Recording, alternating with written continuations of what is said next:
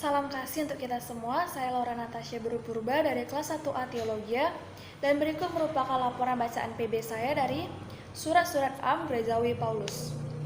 Yang pertama, surat Yakobus. Tampaknya buku ini tidak mempunyai pola khusus. Setelah pada bagian pendahuluan akan muncul anjuran untuk bertekun dalam cara hidup yang benar, ketekunan dalam pencobaan, dan tentang mendengar dan melaksanakan firman. Dan yang paling penting dari kitab ini adalah iman dan perbuatan. Yang paling menonjol dari kitab ini secara keseluruhan adalah bahwa dari 108 ayat terdapat 54 perintah atau nasihat-nasihat. Sifat sastranya, surat Yakobus disampaikan dalam bentuk surat, di mana pendahuluannya dimulai dengan salam. Surat ini tidak memiliki naskah yang bersifat surat. Fakta unik dalam surat ini yaitu nama Yesus Kristus hanya muncul 2 kali dalam keseluruhan dokumen ini. Para pembaca, dalam sebuah tulisan Yahudi mengenai nenek moyang, penyebutan ke-12 suku mungkin memiliki makna jelas.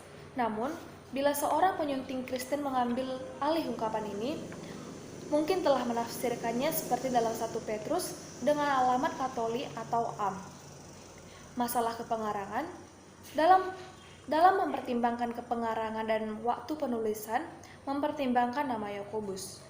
Maka dari 5 orang yang memiliki nama Yakobus dalam Perjanjian Baru, kemungkinan yang paling tepat adalah Yakobus anak Zebedeus dan Yakobus saudara Yesus. Namun, Yakobus anak Zebedeus harus disisihkan karena ia mati syahid sekitar tahun 44 Masehi. 2. Surat Petrus yang pertama. Surat Petrus yang pertama dimulai dengan ungkapan pujian kepada Allah. Dalam isi juga berisi tentang anjuran perilaku orang Kristen di dunia. Masalah sastra. Jika kita menerima surat ini sebagai sapaan yang berisi anjuran, maka kita dapat melihat rincian surat ini yang mengarah baptisan. Maka kemungkinan tema ini awalnya merupakan suatu homili atau khotbah baptisan. Proses penyuntingan. Dalam surat ini digarisbawahi oleh acuan tempat Babylon yang menunjuk pada Roma. Dan kesamaan ini muncul dalam kaitan penganiayaan Kristen di Roma yang memperkuat dugaan ini muncul akibat penganiayaan gereja. 3. Surat Yudas. Pada naskah ini, pengarang langsung masuk ke temanya dengan tujuan memperkuat penerima dalam pergumulan melawan barisan. Masalah kepengarangan, Yudas dan Yakobus disebut sebagai penulis surat ini. Namun agaknya tidak mungkin jika Yudas adalah pengarang dari surat ini. Dalam surat ini, pembaca diingatkan akan akhir zaman.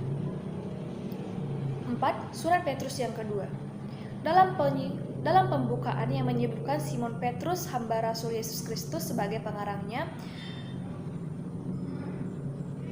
dalam dokumen ini menunjukkan lebih kepada manifesto surat.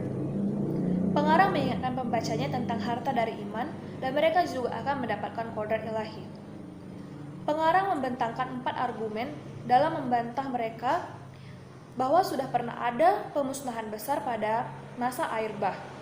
Jika saat itu dengan air, maka kelak dengan api. Dan Tuhan akan datang tiba-tiba seperti pencuri di malam hari. Di sini diikuti himbauan untuk hidup yang suci. Setting in life. Masa para bapa leluhur telah lama lewat. Di sini sudah ada kumpulan tulisan kitab suci. Maka dari itu, 2 Petrus merupakan suatu tahap peralihan dalam perkembangan ini, karena berbicara tentang permuliaan sebagai parousia yang pertama. Naskah ini telah memberikan kita pandangan terhadap keadaan gereja pada periode yang relatif kemudian. Untuk kepengarangannya, tidaklah mungkin Petrus atau sama dengan pengarang 1 Petrus. Demikianlah pembacaan laporan bacaan saya. Terima kasih.